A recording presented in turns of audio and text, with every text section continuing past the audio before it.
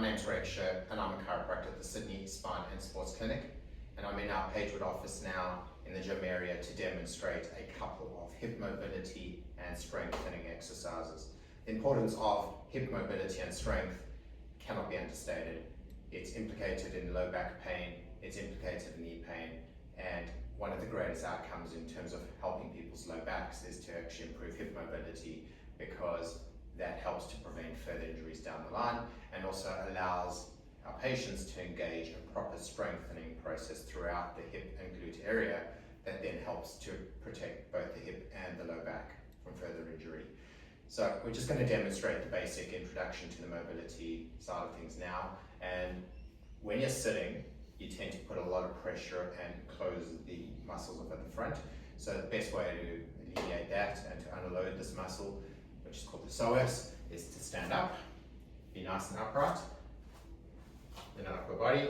I'm stretching my left psoas while lunging forward on my right leg, and I'm very mindful when I do lunge to keep my knee pointing straight ahead, otherwise I can put a lot of pressure on the inside of my knee. And again, proper technique in this can help to take the tension away from the inside or the outside of my knee, balance it out, and also will help to load my glutes and help make them strong. So while I'm stretching here, I'm loading my quads and my glutes on the other side, making it strong. So first thing we're going to do is to lunge forward.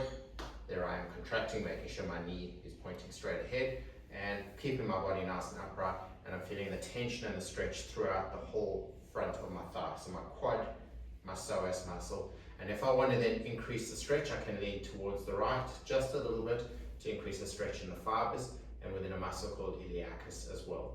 I'm going to hold that for about 20 to 30 seconds and repeat on the other side.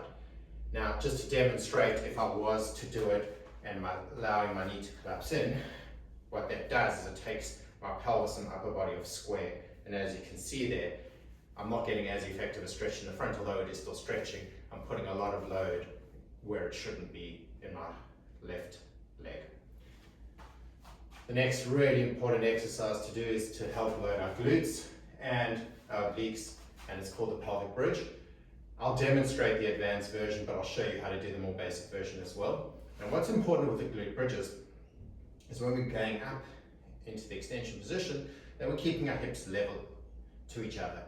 We also don't want to be moving our knees. So a lot of people tend to bring their knees closer while they're trying to strain with us, or take the knees further apart, and that's then moving the knees and the hips. And we want to just have movement in our hips and a little bit of low back extension, as I'll demonstrate now.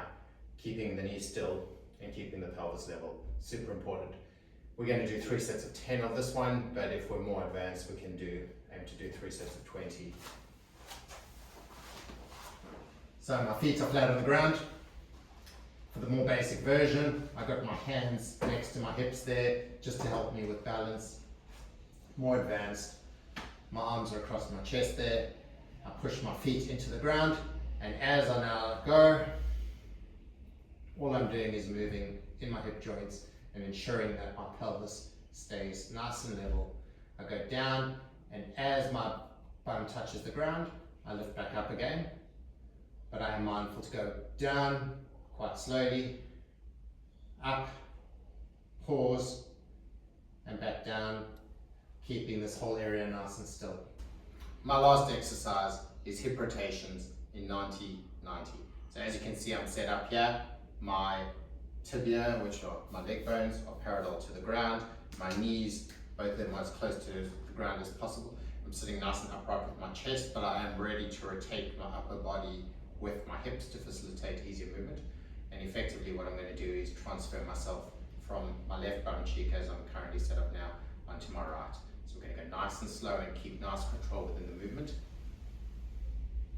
And just opening up the hip joints as much as possible.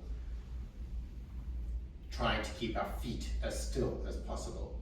So the key here with this movement is to not move the feet and try keep the bum, even though you're transferring left to right butt cheek, in the same place throughout the movement, and my upper body as upright in the whole movement as possible.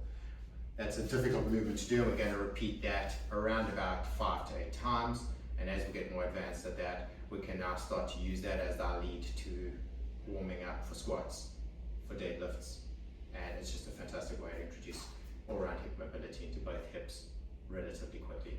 Thank you.